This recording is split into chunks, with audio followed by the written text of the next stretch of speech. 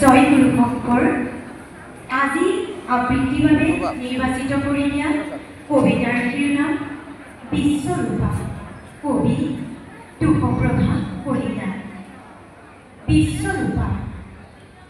মই নাৰী চিৰন্তনী, সৃষ্টিৰ আশীষ বাণী, অমৃত বিলাও মই তৃষ্ণাটোৰ অশান্ত বিশ্বই। অনন্ত আকাশমুখী অযুত স্বপ্নই মোৰ ৰূপ পাই নীতি নীতে কত কত বিচিত্ৰ ছন্দ।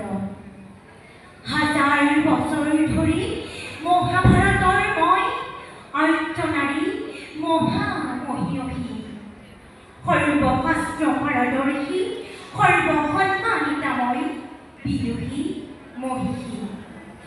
মই বেদস্যুক ৰচয়িত্ৰী, ঋষিৰো উপাস্যা মই মন্ত্ৰৰ গায়ত্ৰী।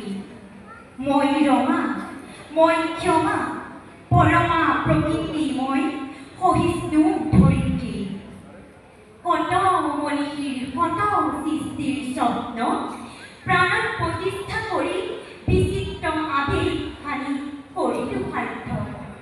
ৰাজকন্যা সংঘমিত্ৰা মই, বহুজন সুখাস্য বহুজন হিতাস্য এই ব্ৰত লৈ ত্যাগ কৰি ৰাজকীয় বিলাস বাহন কামনা বাসনা এৰি ঘূৰি থৈ মহামূল্য ৰাজ আভৰণ ললো পিন্ধি